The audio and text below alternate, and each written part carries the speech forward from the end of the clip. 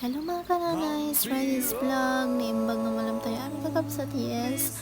Hapon na naman kakabsat, nagtayon sa mahandak nga ag-ihaw-ihaw. Sa inyo guys, bumili nga po pala kami kaninang umaga sa palengke ng dugo, isaw at paa. Alam niyo mga kananays, yung paa ng manok, it's medyo tumaas po yung presyo niya. Dati po yung 50 per kilo dito sa amin eh.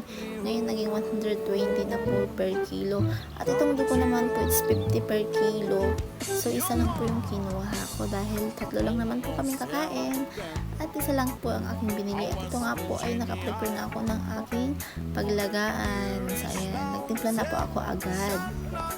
Ang ingredients lang naman po dyan is toyo, asukal, paminta, bawang, luya, yan po. Para hindi po malansa at lagyan po natin siya ng luya. At kung gusto nyo po lagyan ng pampukulay, lagyan nyo po ng food coloring. At ito nga po, pinagsabay ko na po yung isaw at dugo. At ayan na nga, kumukulo na mga nanay. Siyempre, pagka bibili po tayo ng barbecue sa labas, diba, masyadong mahal. So, kung kaya naman po natin gumawa dito sa bahay, dito na lang tayo sa bahay mag-barbecue, mag-isaw-isaw. So, solve na solve pa yun, diba? At ano yan na nga guys, habang inaantay po natin kumukulo yan at naka-slow motion pa nga ang ating pinapakuluan.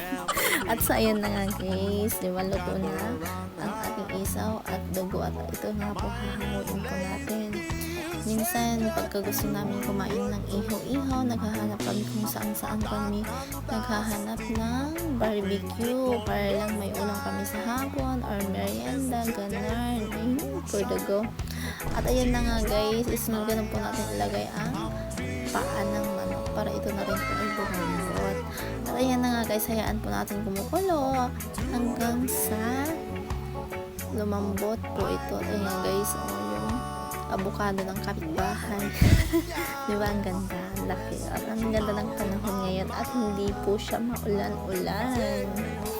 Alam niyo mga kananays, pag maulan-ulan yung panahon, nakakairita, diba? Siyempre, malamig. Tapos, pag naglalaba ka, hindi ka makapag-wear agad ng mga damit natin, lalo na pag lagi natin ginagamit yung mga damit. So, ayan na nga guys, malapit ang maluto ang manok.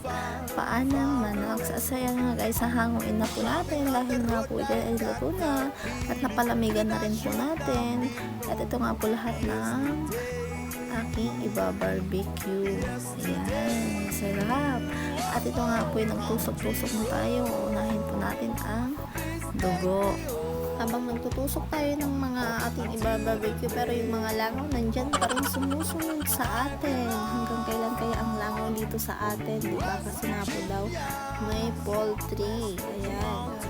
At ito na nga guys, malapit-lapit na po akong matapos dito. Kaya nakakangawit po na mag-tusok-tusok. At ito na nga guys, lahat ng aking iba-barbecue sa labas. At sabi ko nga sa anak ko, magsaing na siya habang hindi masasayang yung uling. At ayan, sabi ko magsayang siya. Pero anong ginawa niya? Sinungrudan na nga, sinungrudan iti nagadong karton. Namag ni indikat iti uging na. Diba? Masunuring bata. At na nga guys, ilalabas na natin ang ating iba-barbecue ngayong hapon. Medyo marami-rami na rin po yan mga kananays dahil sob na po kami dyan, mabusog na po kami dyan, diba? At mapapamura ka talaga kaysa bumili ka sa labas ng barbecue. At ito na nga guys, sinimulan na namin mag-ihaw, alas 5 na po dyan ng hapon. At yun, nasa likod ko yung anak ko, ayan, tingnan nyo, huling-huli yung cam sa mukha niya.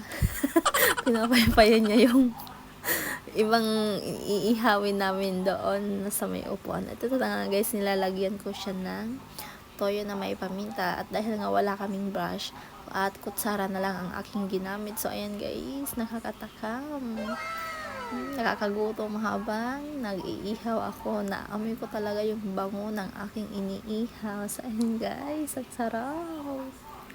So mga kananays, kung gusto nyo rin pong mag-ihaw-ihaw sa loob ng inyong mga bahay, pwede rin nyo rin pong gawin yan. Kung kaya nyo, kaya ko rin, ganan. Ay, charot.